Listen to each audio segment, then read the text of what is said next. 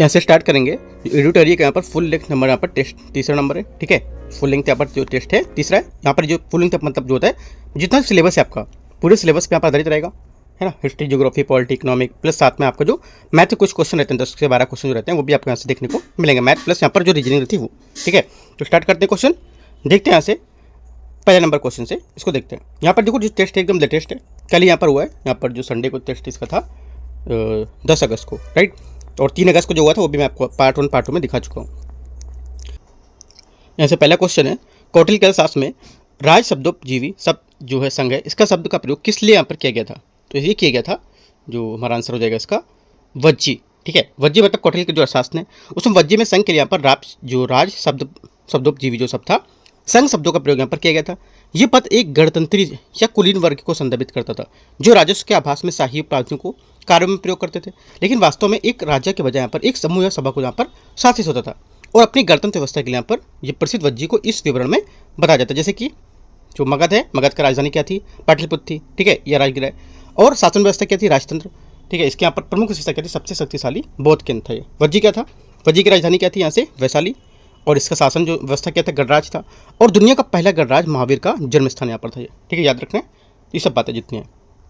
Question number 2, Ashok के शिलालेख में निम्नलिखित में से किस लिपि का यहाँ पर प्रयोग किया गया था? ठीक है, किस लिपि का प्रयोग किया गया था? करेक्ट आंसर हो जाएगा सेकंड का। यहाँ से ये किया गया था ब्राह्मी, खरोष्ठी और आर्मैक यहाँ पर लिपि का प्रयोग किया गया था, ठीक है। दूसरी बात यहाँ से देखते हैं, पहली बात तो यहाँ पर आंसर हो गई। दूसरी बात है, अशोक के शिलालेख में क्षेत्र के आधार पर कई लिपियों में लिखे गए थे। जो क्षेत्र है उसके हिसाब से कई लिपि में लिखे गए। जैसे कि हम लोग मान लो अभी हम लोग कोई चुनाव लड़ रहे हैं, ठीक है, कुछ कर रहे हैं, तो क्या अलग अलग भाषाओं में यहाँ पर अपना प्रचार करेंगे? अगर यहाँ पे हैं तो उनकी भाषाओं में करेंगे ना, तो यहाँ पे तो ऐसे करके यहाँ पे अभी जो अलग अलग टाइप में शिलालेख के यहाँ पर लिपियों में लिखा गया, यहाँ पे लोग अपनी अपनी लैंग्वेज में पढ़ पाएँ इसको, ठीक है। ब्राह्मी में क्या था? भारतीय उपमहाद्वीप के अधिकांश शिलालेख के लिए विशेष रूप से मध्य पूर्वी भागों में इसका प्रयोग किया गया था ब्राह्मी का, ठीक है। खरोष्ठी का कहाँ था? उत्तर पश्चिम भागों में। आपसे मैचिंग करने दे देगा कि ब्राह्मी, खरोष्ठी, ठीक है, आर्मैक, यूनानी, ये सब कहाँ कहाँ पे क्षेत्र में यहाँ पर इनको प्रयोग किया गया था? जैसे खरोष्ठी का उत्तर पश्चिम में, ठीक है। आर्मैक का अशोक के साम्राज्य में उत्तर पश्चिम भाग में विशेषकर अफगानिस्तान में प्रयोग किया गया था, ठीक है। यूनानी या ग्रीक ये कुछ शिलालेख इनके विशेष रूप से कंधार, अफगानिस्तान में यहाँ पर दूसरी भाषाओं में यहाँ पर लिखे गए थे, हैं। देवनागरी और शारदा लिपियों का प्रयोग यहाँ पर नहीं किया गया था इनमें। और देवनागरी का विकास अशोक के बहुत यहाँ पर बाद सदियों यहाँ पर हुआ था। अशोक में देवनागरी का यहाँ पर नहीं हुआ था। शारदा लिपि का प्रयोग कश्मीर में 8वीं शताब्दी के अशोक के यहाँ पर बहुत बाद किया गया था, ठीक है। तो ये सब बातें याद रखनी है। आगे देखते हैं क्वेश्चन नंबर 3। यहाँ से तीसरा क्वेश्चन है, कृषि उत्पादन में सर्वप्रथम किस काल में प्रारंभ हुआ था? करेक्ट आंसर हो जाएगा नवपाषाण काल, ठीक है। पहला कृषि उत्पादन नवपाषाण काल में शुरू हुआ था, जिसे नवपाषाण युग भी यहाँ पर कहा जाता था। इस युग में कृषि का आविष्कार जब हुआ था जब लोगों ने फसलें उगाना और पशुपालन करना शुरू किया था, जिससे शिकार संग्रह से स्थायी कृषि जो समुदाय थे उसके यहाँ पर बदलाव आया था, राइट। सेकंड बात, मध्य पाषाण काल और पूर्व पाषाण काल की विशेषता में खेती नहीं थी बल्कि यहाँ पर शिकार खाद्य संग्रह देखा जाता था, ठीक है। तो चंद्रकालिक सभ्यता का काल बहुत बाद में आता है क्योंकि यहाँ पर कृषि पहले स्थापित हो चुकी थी। ये सब बातें याद रखनी। आंसर तीसरे का बी करेक्ट है। क्वेश्चन नंबर 4, चावल की खेती के साक्ष्य किस हड़प्पा स्थल से यहाँ पर प्राप्त हुए? आंसर हो जाएगा चौथे का। यहाँ से ये जो प्राप्त हुए ये हुए रंगपुर, सी यहाँ से इसका करेक्ट आंसर हो जाएगा। हड़प्पा में जो सभ्यता में चावल की खेती के पुरातात्विक साक्ष्य रंगपुर में मिले, जहाँ चावल की भूसी के लिए अवशेष देखे गए थे, ठीक है। मोहनजोदड़ो और हड़प्पा जैसे यहाँ पर जो स्थल थे उसमें गेहूँ और जौ जैसी यहाँ पर मुख्य फसलें देखी गई थी। चावल की खेती मुख्य रूप से रंगपुर और गुजरात के लोथल से जुड़ी है, ठीक है। आगे क्वेश्चन नंबर 5 देखते हैं। निम्नलिखित में से किसका श्रेय निम्बकाचार को समुचित रूप से दिया जाता है? करेक्ट आंसर हो जाएगा ये द्वैताद्वैतवाद, ठीक है। यहाँ से क्या होगा? ए करेक्ट आंसर हो जाएगा। निम्बकाचार द्वैताद्वैत या द्वैत अद्वैत दर्शन के लिए यहाँ पर सर्वाधिक प्रसिद्ध है, जिनका अर्थ होता है द्वैतवादी या द्वैतवाद या युग्मित द्वैत या अद्वैत। इस सिद्धांत के अनुसार आत्मा और ब्रह्मांड दोनों यहाँ पर दृष्टिकोण के आधार पर ब्रह्मा से भिन्न है और एक रूप है। ये विशिष्ट दृष्टिकोण निम्बकाचार को अन्य जो देवता हैं देवांग उनके दार्शनिक से अलग करता है, ठीक है। आंसर क्या होगा? 5 का ए करेक्ट हो जाएगा। क्वेश्चन नंबर 6 देखते हैं। क्वेश्चन नंबर 6 यहाँ से, पाली ग्रंथों के अनुसार गौतम बुद्ध के समय गांव में कितने भेद बताए गए थे? करेक्ट आंसर हो जाएगा ये बताए गए थे 3, ठीक है। ए यहाँ से क्या होगा इसका करेक्ट आंसर। पाली ग्रंथों के अनुसार गौतम बुद्ध ने समय गांव में 3 यहाँ पर भेद बताए गए थे। पहला, विभिन्न जातियों के समुदाय द्वारा बसे जो विशिष्ट गांव है उनका मुखिया एक प्रधान होता था। सेकंड बात, उपनगरी थे जो अक्सर शहरों के पास होते थे जहाँ पर कारीगर रहते थे, ठीक है। तीसरा, सीमावर्ती गांव जो बसे हुए क्षेत्रों के किनारे स्थित थे और यहाँ पर मुख्यतः शिकारी संग्रह करते थे। तो तीनों यहाँ पर जो गाँव के कितने भेद बताए थे, ये सब इन्होंने अलग अलग टाइप से भेद इनके बताए थे तीनों। क्वेश्चन नंबर 7, चोल साम्राज्य की स्थापना किसने की थी? चोल साम्राज्य की स्थापना की थी विजयालय ने। सी यहाँ से इसका करेक्ट आंसर हो जाएगा। विजयालय चोल साम्राज्य का संस्थापक था। उसने पल्लवों और पांडवों को पतन के लाभ उठाते हुए लगभग 850 से तंजावुर पर विजय प्राप्त करके 9वीं शताब्दी में इस राजवंश की स्थापना की। उसके शासन ने चोल की शक्ति का पुनरुत्थान किया और साम्राज्य के बाद इसमें विस्तार की नींव रखी। ठीक है, संगम काल में चोल साम्राज्य को अक्सर करिकला चोल से यहाँ पर जोड़ा जाता था और यहाँ पर करिकला संगम काल के जो पूर्वार्ध था उसमें से एक प्रमुख शासक था। ठीक है, करिकला अपनी सैन्य शक्ति को चोल साम्राज्य के यहाँ पर जो विस्तार है उसके लिए जाना जाता। तो यहाँ से सी आंसर जो होगा इसका 7वें का करेक्ट होगा। जो बातें यहाँ पे थी आप पॉइंट करके लिख सकते हो। क्वेश्चन नंबर 8वां, सुल्तान पृथ्वी पर ईश्वर का प्रतिनिधित्व है और उसका स्थान केवल पैगंबर के बाद आता है, ये किसने कहा था? करेक्ट आंसर हो जाएगा, ये कहा था बलबन ने। ठीक है, बलबन ए यहाँ से इसका आंसर होगा। बलबन जो था गयासुद्दीन बलबन को ये घोषणा करने का सही दिया जाता कि यहाँ पर जो सुल्तान था पृथ्वी पर ईश्वर का प्रतिनिधि है और उसका स्थान पैगंबर के बाद यहाँ पर दूसरे स्थान पर रहेगा।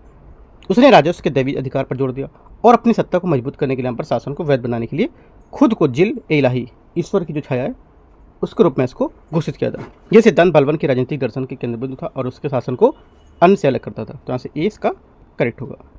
क्वेश्चन नंबर 9 है, अकबर द्वारा स्थापित अनुवाद विभाग में सबसे पहले किन पुस्तकों का अनुवाद किया गया था? करेक्ट आंसर हो जाएगा 9 का यहाँ से सी यहाँ से इसका करेक्ट आंसर होगा। महाभारत, पंचतंत्र और कुरान यहाँ से करेक्ट आंसर होगा। सम्राट जो अकबर था उसने अपने शासनकाल में 1556 से 1605 इसका क्या था टाइम पीरियड था। ठीक है, और उस टाइम पे इसके दौरान अपने साम्राज्य में विभिन्न जो पृष्ठभूमि थी उनके लोगों के बीच यहाँ पर सांस्कृतिक और धार्मिक समझ को बढ़ावा देने के उद्देश्य से यहाँ पर फतेहपुर सीकरी में एक अनुवाद विभाग की स्थापना की थी। ठीक है, 9वीं का यहाँ से क्या होगा? सी करेक्ट आंसर हो जाएगा। ये विभाग संस्कृत, अरबी और फारसी के प्रमुख जो करती थी उसमें अधिक सुलभ भाषाओं को विशेषकर फारसी जो दरबारी भाषा थी उसमें अनुवाद करने को यहाँ पर जिम्मेदार बताया गया था। ठीक है, जिन पहली पुस्तकों को यहाँ पर अनुवाद किया था उसमें शामिल थी कौन कौन सी? याद रखना बहुत इंपॉर्टेंट चीज़ है। ठीक है, पहला महाभारत फारसी को रजमनामा युद्ध था उसकी पुस्तक के रूप में अनुवादित किया था। सेकंड पंचतंत्र जो हमारी फारसी में अनवर ए सुहेली जो थे उसके रूप में अनुवादित किया था।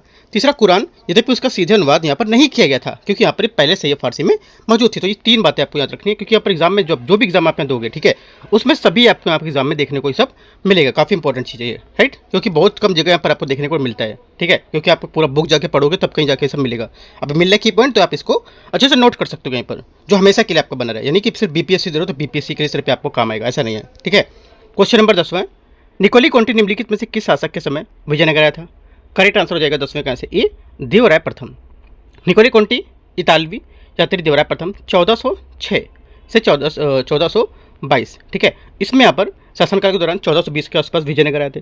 उनकी यात्रा देवराय प्रथम के शासनकाल के दौरान हुई थी और उनके विवरण के समय यहाँ पर शहर के जो और उसकी प्रशासन के बारे में बहुमूल्य जानकारी प्रदान करते हैं। ठीक है, तो निकोली जो कोंटी था ये राष्ट्रीयता क्या थी इसकी? इतावली। ठीक है, और देवराय प्रथम के शासनकाल पे आया था 1406 से 1422 के टाइम पीरियड पे। ठीक है, याद रखना है। आप और भी लिख सकते हो एक्स्ट्रा, जैसे कि यहाँ पर निकोली कोंटी का लिखा, वैसे लिख सकते हो अब्दुल रज्जाक का लिख सकते हो, फारसी था ये राष्ट्रीयता इसकी, है ना।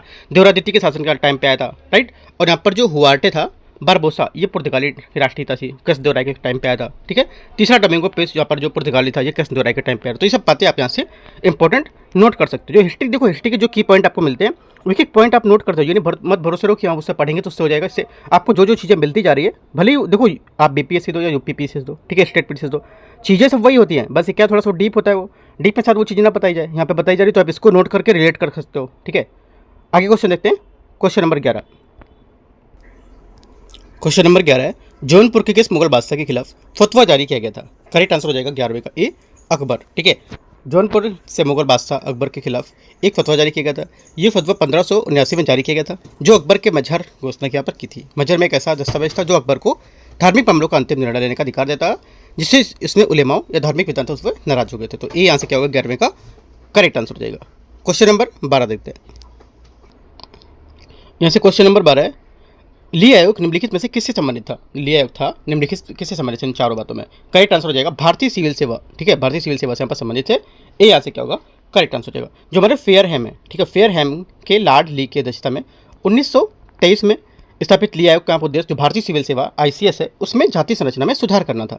ए यहाँ से क्या हो जाएगा? इसका 12वें का करेक्ट आंसर हो जाएगा। ठीक है, इसकी कुछ सिफारिश भी थी। सिफारिश थी जैसे कि आप कुछ पॉइंट लिख सकते हो कि 1924 में अपनी रिपोर्ट में आयोग ने सिफारिश की थी कि जो भविष्य में भर्ती होने वाले 40% यहाँ पर ब्रिटिश हैं और 40% यहाँ पर सीधी भर्ती यहाँ पर और 20% भारतीय प्रांतीय सेवा से यहाँ से पदोन्नत किए जाएंगे। ठीक है, सब कुछ इसकी सिफारिश थी, याद रखना है। क्वेश्चन नंबर देखते हैं 13 नंबर। भारत सचिव का पद निम्नलिखित में से किस अधिनियम के द्वारा पर सृजित किया गया था?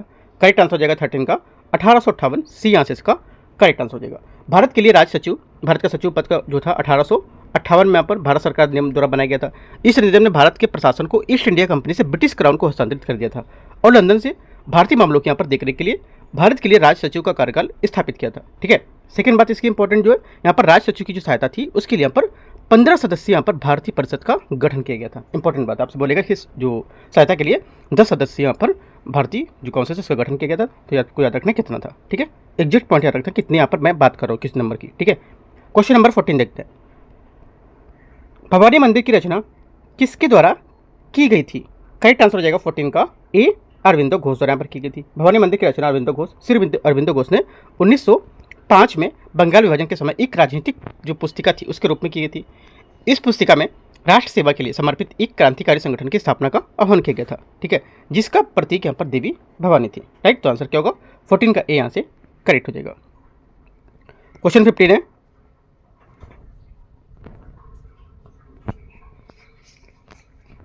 नंबर क्वेश्चन है, निम्नलिखित में से किनका संबंध हमारे राष्ट्रीय ध्वज के डिजाइन है उससे है? ठीक है, किससे है? राष्ट्रीय ध्वज का जो डिजाइन था उससे संबंध किसका है इससे? करेक्ट आंसर हो जाएगा 15 का आंसर ये पिंगेली वेकिया, ये यहाँ से क्या होगा इसका करेक्ट आंसर हो जाएगा। ठीक है, क्वेश्चन नंबर 16 देखते हैं। क्वेश्चन 16 यहाँ से, भारतीय राष्ट्रीय स्वतंत्रता जो है स्वतंत्रता आंदोलन के दौरान मंजरी सेवा और वानर सेना का गठन कब किया गया था? ये किया गया था आपका सविनय विज्ञान आंदोलन है, और जो देखो यहाँ पर जो सविनय विज्ञान आंदोलन है उसके दौरान मंजरी सेना जो लड़कियों की ब्रिगेड थी और वानर सेना जो लड़कों की ब्रिगेड थी उसका गठन किया गया था। इन समूह में बच्चे शामिल थे जिन्होंने आंदोलन में सहायक भूमिका निभाई, जैसे कि पर्चे बांटना, संदेश ले जाना, ठीक है, जुलूस में भाग लेकर ब्रिटिश शासन के विरुद्ध यहाँ पर जन समर्थन जुटाने में मदद करना। तो यहाँ से बी करेक्ट आंसर होगा इसका। 17 गांधी जी को किसने समझाया था कि नमक सत्याग्रह केवल पुरुषों तक ही सीमित नहीं होना चाहिए? करेक्ट आंसर हो जाएगा 17 का डी, ये कमला देवी चट्टोपाध्याय है। ठीक है, नमक सत्याग्रह 1930 था। ठीक है, उसके दौरान महात्मा गांधी ने शुरू किए जो पुरुष भागीदारी से उसमें ध्यान केंद्रित करते हुए आंदोलन की योजना बनाई थी, और कमला देवी चट्टोपाध्याय एक प्रमुख स्वतंत्रता सेनानी, समाज और सुधारक, नारीवादी ने गांधी को यहाँ पर इस बात के लिए राजी किया कि आंदोलन में महिलाओं को शामिल किया जाना चाहिए ताकि जन भागीदारी और राष्ट्रीय एकता की सच्ची भावना प्रतिबिंबित हो सके। ठीक है, याद रखना है। कमला देवी का उनका तर्क था कि जो हमारी महिलाएं इनको शामिल न करने से आंदोलन कमजोर होगा और राष्ट्र की जो संभावित योगदान है उससे वंचित हो जाएगा। ठीक है, इस बात पर जोर दिया था। तो यहाँ से आंसर 17 का डी करेक्ट हो जाएगा। क्वेश्चन 18 है, पाकिस्तान शब्द का सर्वप्रथम प्रयोग किसने किया था? ठीक है, पाकिस्तान का सर्वप्रथम प्रयोग किसने किया था? करेक्ट आंसर हो जाएगा 18 का यहाँ से पता है सबको ज़्यादातर। बी यहाँ से चौधरी रहमत अली, क्या होगा इसका करेक्ट आंसर हो जाएगा। ठीक है, कब किया था? 1933 में भी पूछ सकता है। ठीक है, आगे देखते हैं क्वेश्चन 19। मौलाना अबुल कलाम आज़ाद ने 1912 में उर्दू साहित्यिक अल हिलाल शुरू किया था और सरकार द्वारा प्रतिबंधित किए जाने के बाद उन्होंने अल बिलाग की स्थापना कब की? करेक्ट आंसर हो जाएगा 19 का सी, यहाँ से 1915 में। ठीक है, इसका करेक्ट आंसर होगा। क्वेश्चन नंबर 20 देखते हैं। The college of the Indian revolt निम्नलिखित में से किसकी पुस्तक थी? करेक्ट आंसर हो जाएगा ये पुस्तक जो थी ये किसकी थी? तो आंसर होगा यहाँ से सैयद अहमद खान, डी यहाँ से इसका करेक्ट आंसर होगा। राइट, आगे क्वेश्चन 21 है। 21 यहाँ से रणजीत सिंह की जो हमारी राजनीतिक राजधानी लाहौर थी, उनकी धार्मिक राजधानी कौन सा शहर था? धार्मिक राजधानी का शहर था अमृतसर, ये यहाँ से इसका करेक्ट आंसर होगा।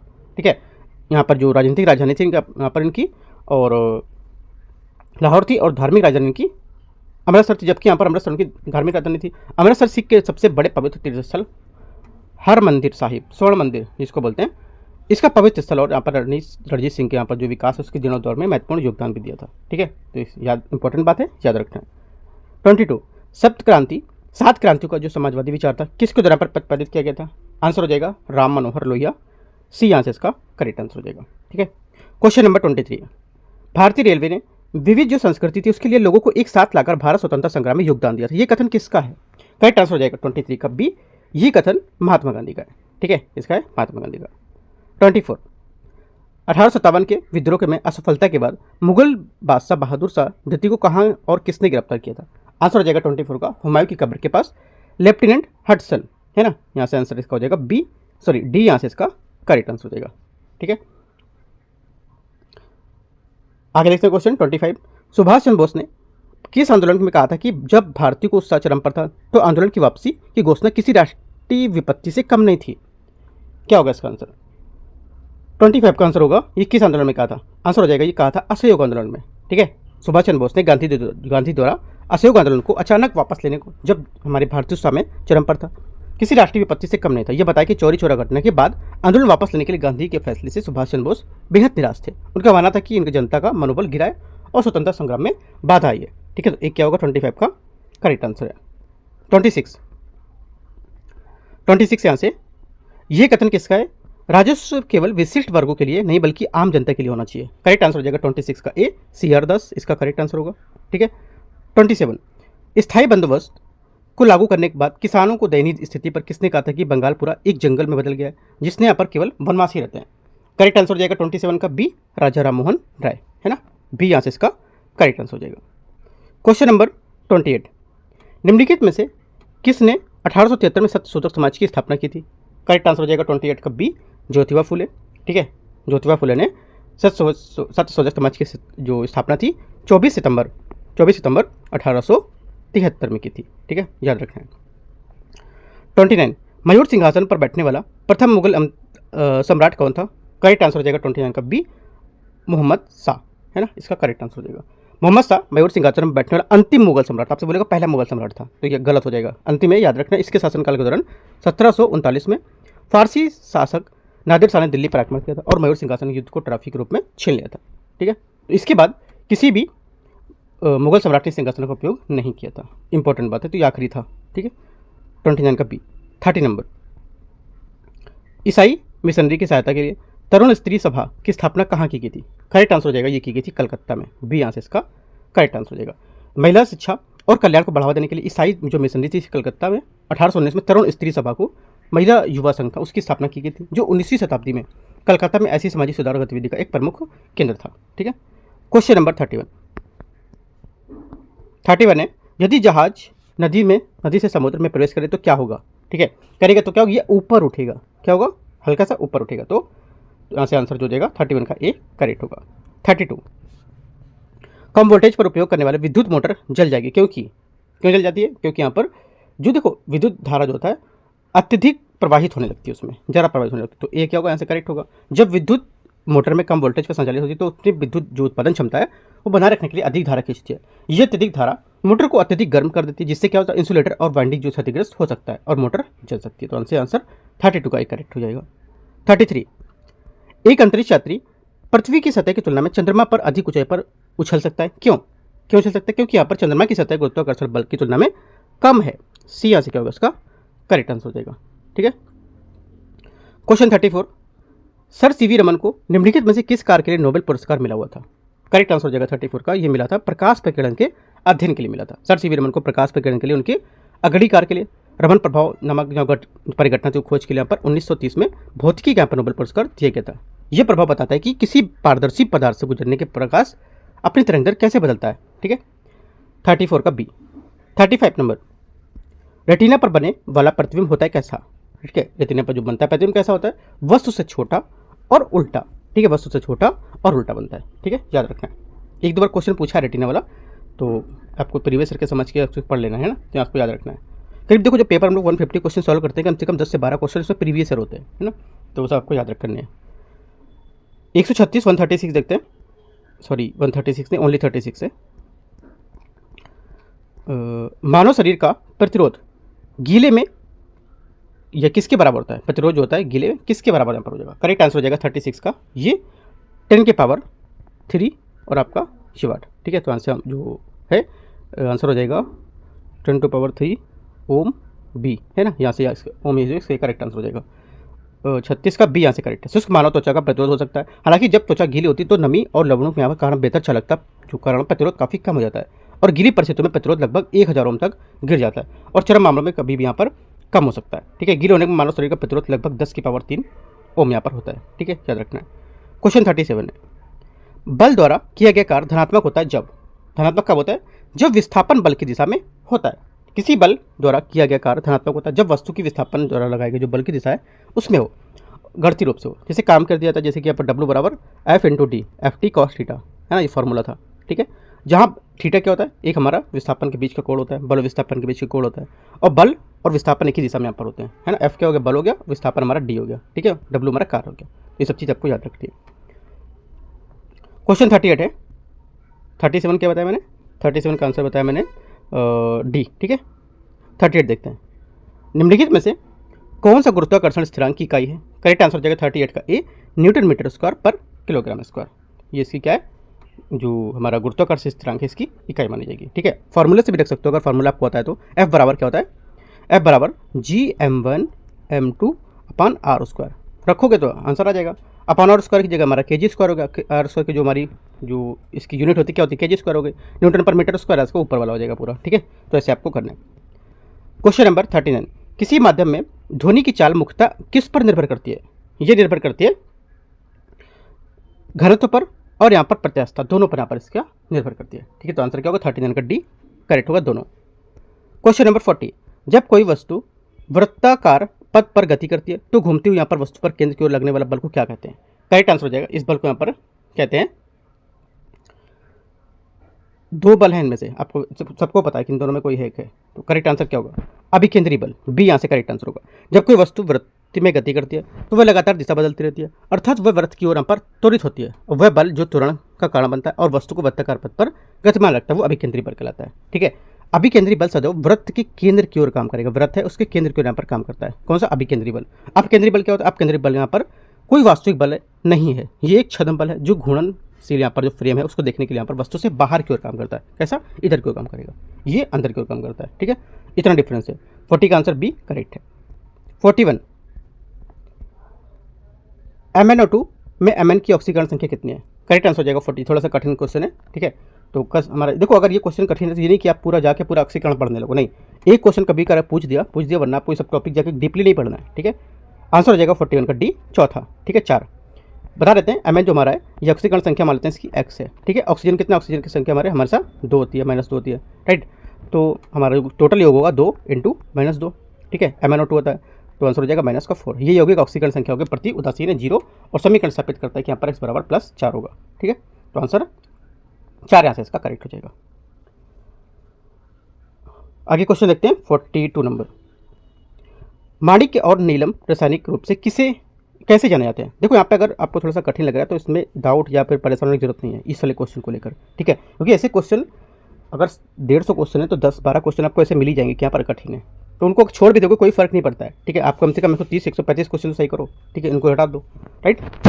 आगे देखते हैं। इन सब क्वेश्चन में आपको तुक्के नहीं मारना है, याद रखना, अगर ऐसे क्वेश्चन नहीं आते हैं तो आपको साइंस के। क्वेश्चन नंबर 42 है, माणिक्य और नीलम रासायनिक रूप से कैसे जाने जाते हैं? करेक्ट आंसर हो जाएगा 42 का एल्युमिनियम ऑक्साइड से, बी यहाँ से इसका करेक्ट आंसर हो जाएगा। 43 है, निम्नलिखित में से कौन सा ईंधन सबसे कम वायु प्रदूषण करता है? करेक्ट आंसर हो जाएगा 43 का ये हाइड्रोजन, सी यहाँ से इसका करेक्ट आंसर होगा। 44, किसका जल आयनिक लवण है जो है विलायक है? क्योंकि जल बोला आयनिक हमारा लवणों का विलायक होता है, क्यों? क्योंकि यहाँ पर इसका जो हमारा द्विध्रुव होता है गुण वो अधिक होता है, ठीक है। सी यहाँ से क्या होगा? 44 का करेक्ट आंसर होगा, ठीक है। क्वेश्चन नंबर 45, निम्नलिखित में से कौन सा समान तापमान पर ठोस अवस्था में रहता है? सबको पता है करेक्ट आंसर। देखो बहुत लोगों के मन में आया होगा यहाँ पर कि मरकरी या पारा, अगर यहाँ पे होता मरकरी पारा ई नंबर तो यहाँ मार देते, ठीक है, लेकिन गलत है। आंसर क्या होगा? आयोडीन, ए हमारे से करेक्ट आंसर है। समान कमरे के तापमान पर जो हमारा फ्लोरीन और क्लोरीन गैसें जो होती है, ब्रोमीन द्रव यहाँ पर और आयोडीन ठोस में होता है, ठीक है, याद रखना है। आयोडीन कमरे के तापमान पर ठोस अवस्था में रहता है क्योंकि इसमें हल्के हैलोजन की तुलना में अधिक मजबूत अंतराण्विक यहाँ पर बल होते हैं, जिससे इसकी अवस्था बदलने के लिए अधिक ऊर्जा की आवश्यकता होती है। ये पॉइंट आप लिख सकते हो, काफ़ी इंपॉर्टेंट है। 45 का करेक्ट है। 46, जहाँ भी कोई देखेगा कि हाँ समान ताप पर आया तुरंत मार देगा क्या? मरकरी। मरकरी घर है तो लो खत्म, बस यहीं से हमारा आंसर हो गया, मैं पास हो गया, है ना। घर में आके देखो तो वो गलत मिला, क्यों गलत मिला अब डिस्कस करो, राइट। तो ये सब चीज़ आपको ध्यान रखे पढ़ना है क्या पूछ रहा है क्वेश्चन में, ठीक है। एकदम से देख के एकदम से हाइपर नहीं होना कि हाँ देख लिया एकदम मुझे आता है बस, गलत, क्योंकि आते हुए ही क्वेश्चन गलत होते हैं, याद रख लो। एकदम रिलैक्स होकर पेपर सॉल्व करना है, हाँ क्या बोल रहा है क्या देखना है ऐसा करना है, ठीक है। आ गया क्वेश्चन तो ठीक है, पढ़ा है तो क्वेश्चन आएगा ही पेपर में, ठीक है। क्वेश्चन 46 देखते हैं। टेफ्लॉन निम्नलिखित में से किसका एक बहुलक है? करेक्ट आंसर हो जाएगा 46 का ए, ये टेट्राफ्लोरोएथिलीन का है, ठीक है। टेट्रा जो हमारा फ्लोरोएथिलीन है इसका व्यापारिक नाम है जो यहाँ पर मोनोमेर टेट्राफ्लोरोथीन C2F4, इसका बहुलीकरण से बनता है, ठीक है, याद रखना है। 47, निम्नलिखित में से सबसे भारी धातु कौन सी होती है? 47 का आंसर हो जाएगा यहाँ से, सबसे भारी धातु है, फिर से एक एग्जाम्पल मन में आया होगा कौन सा है, ठीक है, कौन सा है? D, platinum. पारा भी मन में आया होगा, है ना, लेकिन पारा नहीं है। प्लेटिनियम कितना होगा, प्लेटिनियम कम से कम 21.45 ग्राम पर ग्राम सेंटीमीटर क्यूब होती है। पारा कितना होता है, 13.53 ग्राम पर सेंटीमीटर क्यूब। चांदी देखो, अगर देता आपको सोना, चांदी, पारा और दे देता कुछ और, ठीक है, तो मान लो 3 ही रहता, इन तीनों में बोला किसका अधिक है, तब यहाँ पे पारे का अधिक होता, क्योंकि पारे कितना 13.53 है, बाकी सबका 10 के नीचे की 10 है। और सोना का, अच्छा सोने के यहाँ पे ज़्यादा है, सोने का 19.32 है ना, 32, तो पारे से ज़्यादा सोने का होता है, याद रखना है। तो आंसर क्या होगा, आंसर हमारा हो जाएगा यहाँ से 47 का, सबका बता देता हूँ कितना है। सोने का हो जाएगा 19.32 ग्राम सेंटीमीटर पर क्यूब, ठीक है। चांदी कितना हो जाएगा 10.50 पर सेंटीमीटर क्यूब। पारे का हो जाएगा आपका 13.53 ग्राम सेंटीमीटर पर क्यूब। और प्लेटिनियम का आपका हो जाएगा 21 सबसे ज़्यादा 0.45 पर सेंटीमीटर क्यूब, ठीक है, याद रखना है, ग्राम पर सेंटीमीटर क्यूब, ठीक है। तो आंसर 47 का डी करेक्ट है। लिख लो सबके, एक एक बात आपको याद हो जानी चाहिए। 48, द्रव अवस्था में बदले बिना ठोस अवस्था से सीधे गैस अवस्था में बदलने की प्रक्रिया को क्या कहते हैं। करेक्ट आंसर हो जाएगा 48 का बी, ऊर्ध्वपातन। ऊर्ध्वपातन वह प्रक्रिया जिसमें कोई पदार्थ यह अवस्था द्रव से गुजरे बिना यहाँ पर ठोस अवस्था में गैस अवस्था में बदल जाता है। इसके उदाहरण में से शुष्क बर्फ, ठोस CO2 और ठोस आयोडीन यहाँ पर शामिल है, जो दोनों यहाँ पर गर्म करने पर सीधे गैस में बदल सकते हैं, द्रव अवस्था को पूरी तरह से छोड़े बिना, ठीक है। आंसर बी करेक्ट हो जाएगा। क्वेश्चन 49, किसी अभिक्रिया में भाग लेने वाले पदार्थों को क्या कहते हैं। करेक्ट आंसर हो जाएगा 49 का बी, यह कहते हैं अभिकारक, इसका करेक्ट आंसर हो जाएगा। रासायनिक अभिक्रिया में भाग लेने वाले पदार्थों को अभिकारक कहते हैं। ये अभिक्रिया की शुरुआत मौजूद होने जो होते हैं, जो हमारे और नए पदार्थ परिवर्तित हो जाते हैं, इसे उत्पाद कहते हैं। और अभिकारकों को रासायनिक समीकरण में बाईं ओर लिखा जाता है, ठीक है। एल्कोहलिक किण्वन का अंतिम उत्पाद क्या होता है। करेक्ट आंसर हो जाएगा एथिल अल्कोहल। क्या होता है, एथिल अल्कोहल। एल्कोहलिक किण्वन में अंतिम उत्पाद इथेनॉल है, जिसे एथिल अल्कोहल भी कहते हैं। इस प्रक्रिया के दौरान खमीर द्वारा शर्करा के इथेनॉल को कार्बन डाइऑक्साइड में परिवर्तित किया जाता है। और मिथाइल अल्कोहल में फार्मिक एसिड और जो एसिटाल्डिहाइड है उसमें अन्य विकल्प के रूप में इसको अभिक्रिया में अंतिम उत्पाद नहीं होता है। तो आंसर होगा 50 का ए करेक्ट है। 51, चिकित्सा के क्षेत्र में गोल्डन आवर निम्नलिखित में से किससे संबंधित है। गोल्डन आवर किससे संबंधित है। करेक्ट आंसर हो जाएगा 51 का दिल का दौरा, सी आंसर इसका करेक्ट है। चिकित्सा जगत में जो हमारा CPR होता है, जो कार्डियोपल्मोनरी रिससिटेशन, ठीक है, इसके संदर्भ में गोल्डन जो आवर होता है, ये दिल के दौरे यह आघात जनित चोट है उसके बाद पर महत्वपूर्ण पहले 60 मिनट में संदर्भित करता है इसको, जिसके दौरान शीघ्र चिकित्सा उपचार हृदय की जो मांसपेशियों उसको स्थायी क्षति से बचा सकता है और जीवित रहने की संभावना को महत्वपूर्ण रूप से बढ़ा सकता है। इस अवधि के दौरान शीघ्र यहाँ पर निदान हस्तक्षेप सर्वोत्तम परिणाम के लिए यहाँ पर अत्यंत महत्वपूर्ण होगा। आगे देखते हैं 52, आपसे बोला गोल्डन आवर क्या है, किससे संबंधित है ना, याद रखना है, बहुत इंपॉर्टेंट चीज़ है। दुर्घटना में घायल व्यक्ति के पास अपना रक्त समूह जांचने के लिए समय नहीं है, उसे निम्नलिखित में से कौन सा रक्त यहाँ पर दिया जाना चाहिए। करेक्ट आंसर हो जाएगा 52 का O-, ठीक है, डी यहाँ से क्या होगा इसका करेक्ट आंसर, क्योंकि नेगेटिव O- रक्त को हमारा सार्वभौमिक दाता प्रकार के रूप में जाना जाता है, क्योंकि इसे किसी भी रक्त समूह के व्यक्ति को आपातकालीन स्थिति में सुरक्षित रूप से दिया जा सकता है। जब रोगी के समूह जांच की यहाँ पर समय ना हो तो O- रक्त में A, B और अपरारश प्रतिजन नहीं होते हैं। इसमें ये किसी भी परतकर्ता प्रतिरक्षा प्रतिक्रिया में उत्पन्न नहीं करेगा। डी क्या होगा करेक्ट आंसर हो जाएगा, ठीक है। एक बात देखो, अभी जैसे हम लोग BPSC का टेस्ट कर रहे हैं, ठीक है, अभी क्या UP PCS के मैं टेस्ट करा रहा हूँ, तो क्या आपको देखो BPSC का अगर टेस्ट आपका ज़्यादातर पूरे सॉल्व हो गए पूरे, तो आप UP PCS के भी टेस्ट पेपर सॉल्व कर सकते हो, क्योंकि देखो क्वेश्चन लाइक ज़्यादातर सेम होते हैं। UP PCS क्या है, UP PCS बिहार का इतना UP का इतना एरिया नहीं पूछता है, ठीक है। UP PCS जो हमारा टेस्ट होता है भी पेपर होगा अक्टूबर में, बहुत लोगों ने भरा होगा फॉर्म, तो क्या UP की GK या GS इतनी नहीं पूछता है वो, ठीक है। इस वजह से क्या करना है आपको, UP वाला जो पेपर करा रहा हूँ वो भी सॉल्व करते चलना है, क्योंकि यहाँ पर जो ज़्यादा से ज़्यादा आपको क्वेश्चन फ्रेम करने की कैसे क्वेश्चन कहाँ गलत हो जा रहे हैं, ठीक है, वो क्वेश्चन को आपको करना है और टॉपिक पे जाकर अच्छे से कवर करना है, बस ये चीज़ करना है। UP PCS वजह से क्या UP PCS जो पेपर है वो भी आप लगा सकते हो, और कुछ मैंने UPSC वाले भी लगाए क्वेश्चन, ठीक है। अगर आपको लगता है कि लगाना चाहिए तो आप UPSC वाले क्वेश्चन भी लगा सकते हो, ठीक है। तो ये सब पेपर आपको क्या है लगा सकते हो, क्योंकि देखो क्वेश्चन सब हमारे लगभग सेम होते हैं, बस पूछने का पैटर्न तरीका अलग होता है, राइट। बस इतना आपको याद रखना है, अगर आप थोड़ा सा बहुत समझ है तो आप समझ सकते हो बात को, राइट। बाकी आगे देखते हैं क्वेश्चन 53, मनुष्य में वृक्क तंत्र का एक भाग है क्या। करेक्ट आंसर हो जाएगा 53 का डी, उपापचय के लिए, है ना, उपापचय के लिए यहाँ पर वृक्क प्रणाली विशेषकर गुर्दे जो चयापचय होते हैं उसमें शामिल होते हैं। हालांकि गुर्दे केवल एक उपापचय अंग नहीं है, फिर भी वे विभिन्न चयापचय जो प्रक्रिया होती है उसमें महत्वपूर्ण भूमिका निभाते हैं, जिसमें अमीनो अम्ल और ग्लूकोज जो होता है, ये लिपिड चयापचय जो हार्मोन होता है उसके इसमें शामिल होते हैं। अगर क्वेश्चन कठिन लग रहा है तो इसको छोड़ सकते हो आप, है ना, डीप में जाके इसको नहीं पढ़ना है। अगर आपके पास टाइम है तो इसको थोड़ा सा रीड कर सकते हो ये क्या है, ठीक है, तो पढ़ सकते हो इतना, क्योंकि साइंस का जो हमारा लूसेंट आता है साइंस की, उसमें बहुत सारी चीज़ें दिखी हुई हैं, इतना डीप में नहीं घुसना है, बस थोड़ा सा देखना क्या है, इसको रीड कर सकते हो अगर वहाँ पे समझना है इसको तो, ठीक है। क्या होगा 53 का डी यहाँ से करेक्ट आंसर हो जाएगा। 54, देखो कोई भी क्वेश्चन के लिए साइंस में 2 से 4 क्वेश्चन के लिए डीप में नहीं जाना, मैं फिर से बोल रहा हूँ, ठीक है। आपको सोल्यूशन है ऊपर ऊपर जो है क्या लिखा कैसे लिखा उतना आपको पढ़ना है, राइट, क्योंकि साइंस इतना डीप में घुसोगे तो अभी टाइम आपके पास नहीं है, अभी सिर्फ 1 मंथ बचा हुआ है, ठीक है। 1 मंथ में सिर्फ आपको हर चीज़ें देखनी है और कैसे कैसे कवर करनी है वो देखना है। बाकी कुछ डाउट रहेगा नीचे कमेंट में या टेलीग्राम जुड़ के भी आप पूछ सकते हो, ठीक है। आईडी में टेलीग्राम चैनल पे जुड़ोगे तो मैं दे दूंगा, वहाँ पर जो कॉन्टैक्ट करना है आप कॉन्टैक्ट कर सकते हो, ठीक है। क्वेश्चन आते हैं 54 में, कौन सा विटामिन शरीर की संग्रहित नहीं किया सकता है, शरीर द्वारा संग्रहित नहीं किया सकता है। करेक्ट आंसर हो जाएगा 54 का सी, विटामिन सी, ठीक है। विटामिन सी एक हमारे जल में घुलनशील विटामिन है, जिसका अर्थ होता है शरीर में जमा नहीं हो सकता है और अतिरिक्त मात्रा में जो हमारा जो मल होता है मूत्र होता है उसके माध्यम से बाहर निकल जाता है, जिससे यहाँ पर नियमित रूप से आहार में शामिल करना आवश्यक होता है। इसके विपरीत विटामिन ए डी ई वसा में घुलनशील होते हैं और यहाँ पर शरीर ऊतकों में जमा हो जाते हैं, ठीक है। आपसे बोलेगा इसमें से कौन सा विटामिन शरीर में नहीं जमता है, ठीक है, तो आंसर क्या होगा सी। क्वेश्चन 55, देखो आप ना एक पढ़ने के बाद क्वेश्चन बनाना सीख जाओ, जैसे कि आपने पूरा एक्सप्लेनेशन मैंने पढ़ लिया, आपको बता दिया, मैं आपको अलग से क्वेश्चन बनाना भी सिखा रहता हूँ कि क्या क्वेश्चन और पूछ सकता है, ठीक है। आगे देखते हैं 55 नंबर, आप दर्पण से कितनी भी दूर खड़े हो आपका प्रतिबिंब हमेशा सीधा दिखाई देता है, दर्पण संभवतः क्या है, ये संभवतः या तो समतल है या तो उत्तल है, ठीक है। समतल दर्पण से तो सीधा आभासी प्रतिबिंब बनाता है, चाहे वो आपसे कितनी भी दूर पर क्यों ना हो, और उत्तल दर्पण से तो सीधा आभासी छोटा प्रतिबिंब बनाता है, आप फिर चाहे जितना भी दूर खड़े हो, तो इन दोनों में कोई यहाँ पर हो सकता है। क्वेश्चन नंबर 56, निम्नलिखित में से कौन सा मृत जीवक या मृत जीवी कवक है। करेक्ट आंसर हो जाएगा 56 का मृत जीवी यहाँ से कवक जो होगा, करेक्ट आंसर सी, पेनिसिलियम, सी यहाँ से इसका करेक्ट आंसर हो जाएगा।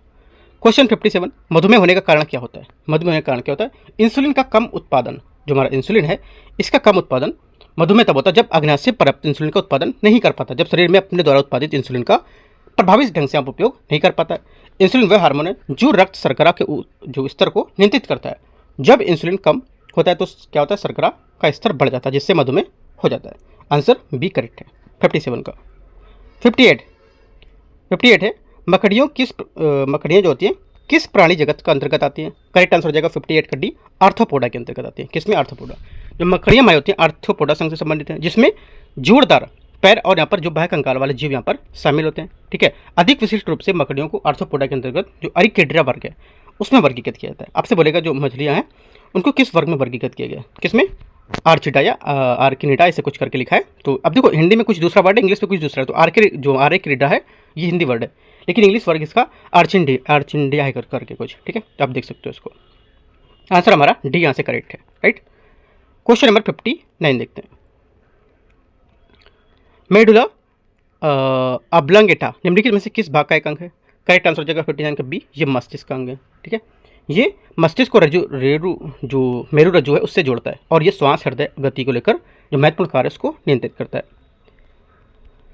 क्वेश्चन 60 है, निम्नलिखित में से किस पौधे की जड़ों में गांठें होती हैं, जड़ों में गांठें होती हैं। करेक्ट आंसर हो जाएगा फलीदार जो पौधे होते हैं उन सभी में, ठीक है। क्वेश्चन नंबर 61 है, महाधिवक्ता जो है उसमें निम्नलिखित कथनों पर किसके पश्चात पर्यंत पद पर बना रहता है, धारण करता है। करेक्ट आंसर हो जाएगा 61 का सी, ये राज्यपाल के पद पर, ठीक है। भारतीय संविधान के अनुच्छेद 165 के अनुसार किसी राज्य का महाधिवक्ता राज्यपाल के पश्चात पर्यंत पद धारण करता है। इसका मतलब होता है कि महाधिवक्ता को राज्यपाल किसी भी समय हटा सकता है और संविधान द्वारा कोई निश्चित कार्यकाल जो निर्दिष्ट नहीं है इसमें, ठीक है। महाधिवक्ता की नियुक्ति और कार्यकाल निर्धारण राज्यपाल ही करते हैं, ना कि राष्ट्रपति और मुख्यमंत्री और प्रधानमंत्री, तो गलत हो जाएंगे, सिर्फ हमारा राज्यपाल ऐसे इसका आंसर होगा। 62, भारत में पंचायती राज व्यवस्था कब शुरू की गई थी। कब शुरू की गई थी। करेक्ट आंसर हो जाएगा 62 का 2 अक्टूबर 1959 में, ठीक है। ए यहाँ से इसका करेक्ट आंसर हो जाएगा।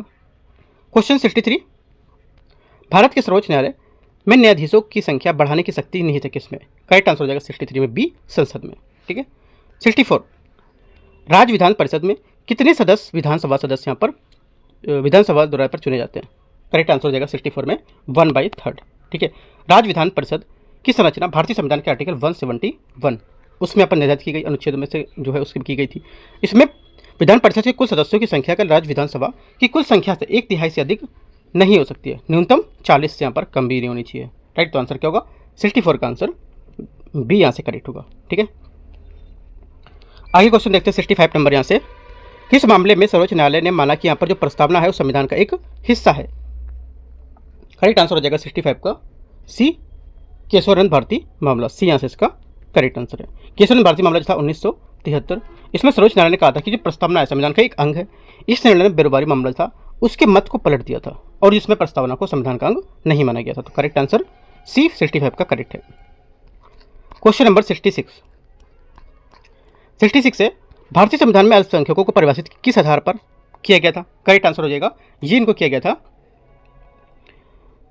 भाषाई और धार्मिक आधार पर। ठीक है, भाषा और धार्मिक आधार पर जो हमारा भारतीय संविधान है इसमें अल्पसंख्यक निर्धारण के रूप में भाषा और धार्मिक जो अल्पसंख्यक हैं उसमें विशिष्ट रूप से मान्यता देता है, क्योंकि यहाँ पर ये स्पष्ट रूप से बताया गया था आर्टिकल हमारा 330 का 1 में जो धार्मिक और भाषाई अल्पसंख्यक को शैक्षणिक संस्थान में स्थापित करने और उनको संचालन करने का अधिकार देता है। ठीक है, 66 का सी करेक्ट है। 67 निम्नलिखित में से कौन सबसे कम अवधि के लिए राष्ट्रपति पद पर रहे हैं? इंपॉर्टेंट बात है। करेक्ट आंसर हो जाएगा 67 का यहाँ से ये जो रहे हैं डॉक्टर जाकिर हुसैन, ये यहाँ से इसका करेक्ट आंसर हो जाएगा। तो कब? 13 मई से 1967 से 13 मई 1967 से 3 मई 1969 तक ये सबसे कम टाइम पीरियड में यहाँ पर रहे और ये अपने निधन तक भारत के राष्ट्रपति यहाँ पर रहे थे। इनका कार्यकाल 2 वर्ष से भी कम रहा था। किसी भी राष्ट्रपति का सबसे छोटा कार्यकाल वे पद पर मरने से पूर्व यहाँ पर राष्ट्रपति भी थे। इंपॉर्टेंट बात है। करेक्ट आंसर 67 का ए से हो जाएगा। ठीक है, अगला है 68 नंबर क्वेश्चन। भारतीय संसद को द्वितीय उच्च सदन का गठन कब हुआ था? करेक्ट आंसर हो जाएगा 68 का 3 अप्रैल 1952, सी यहाँ से इसका करेक्ट आंसर हो जाएगा। ठीक है, 69 पिछड़ी जाति आयोग के प्रथम अध्यक्ष यहाँ पर कौन थे? करेक्ट आंसर हो जाएगा काका साहेब कालेलकर, है ना, बी यहाँ से क्या होगा इसका करेक्ट आंसर हो जाएगा 69 का। आगे क्वेश्चन देखते हैं 70 संसद में प्रयुक्त किया गया विधेयक किस कार्रवाई के बाद यहाँ पर अधिनियम बन जाता है? करेक्ट आंसर हो जाएगा 70 का ये बन जाता है जब राष्ट्रपति अपनी स्वीकृति दे देता है तब, बी यहाँ से क्या होगा इसका करेक्ट आंसर हो जाता है। ठीक है, क्वेश्चन नंबर 71 यहाँ से 2011 की जनगणना के अनुसार भारत में लिंगानुपात और यहाँ पर बाल लिंगानुपात का सही योग में यहाँ पर क्या है? करेक्ट आंसर हो जाएगा ये है 943 और यहाँ पर 919। ठीक है, ये यहाँ पर है तो आंसर क्या होगा 71 का एक करेक्ट हो जाएगा। 72 उपयोगिता का गणनात्मक यहाँ पर सिद्धांत किसने दिया था?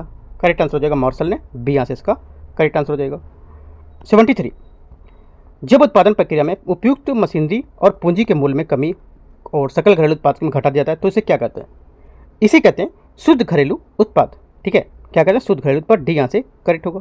ठीक है, क्वेश्चन 74 समान वितरण और समान समता के साथ विकास किस पंचवर्षीय योजना की सर्वोच्च प्राथमिकता थी?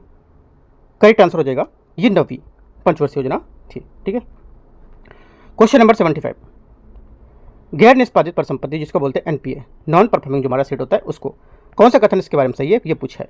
एक वित्तीय वर्ष में ब्याज का भुगतान 365 दिनों से अधिक तक रोका जाना चाहिए, हाँ ठीक है। पहली बात यहाँ से क्या होगी? पहली बात यहाँ से इसकी गलत है क्योंकि यहाँ पर आरबीआई के मानदंड के अनुसार किसी परिसंपत्ति को गैर निष्पादित परिसंपत्ति के रूप में वर्गीकृत किया जाता है यदि ब्याज मूलधन का 90 दिनों से अधिक समय बकाया है, न कि 365 दिन तक। तो यहाँ से ये बात नहीं होनी चाहिए, मतलब 390 दिनों से अधिक यहाँ पर बकाया रोका नहीं जाना चाहिए। 365 दिन यहाँ से गलत हो जाएगा। एक वित्तीय वर्ष में मूलधन भुगतान 180 दिनों से अधिक तक नहीं रोका जाना चाहिए, है ना, तो यहाँ से गलत होगा क्योंकि यहाँ पर जो 180 दिन यहाँ पर जो होगा इसमें 90 दिन से यहाँ पर देखो बोला है कि एक वित्तीय वर्ष में मूलधन का भुगतान 180 दिनों से अधिक समय नहीं होना चाहिए, यहाँ से गलत है क्योंकि यहाँ पर 90 दिनों से भीतर नहीं होना चाहिए, ना कि 180 दिन से भी गलत हो जाएगा। दोनों बातें गलत है। 75 का आंसर हमारा डी यहाँ से करेक्ट होगा, दोनों गलत है। ठीक है, आगे देखते हैं क्वेश्चन 76 यहाँ से किसी देश की घरेलू सीमा के भीतर एक वर्ष में उत्पादित सभी अंतिम वस्तुओं को सेवाओं को क्या कहते हैं? करेक्ट आंसर हो जाएगा ये कहते हैं, सोचना है आपको, सकल घरेलू उत्पाद जीडीपी कहते हैं। ठीक है, भारत में कृषि उत्पादों से संबंधित बाजार का नियमन कौन करता है? ये करता है कृषि उपज बाजार समिति अधिनियम 2003। ठीक है, सी यहाँ से इसका करेक्ट आंसर होगा। क्वेश्चन 78 है अंतर्राष्ट्रीय मुद्रा कोष और विश्व बैंक का मुख्यालय कहाँ स्थित है? करेक्ट आंसर हो जाएगा 78 का डी, ये वाशिंगटन डीसी में। ठीक है, अंतर्राष्ट्रीय मुद्रा कोष IMF और जो विश्व बैंक दोनों का मुख्यालय वाशिंगटन डीसी में, संयुक्त राज्य अमेरिका में।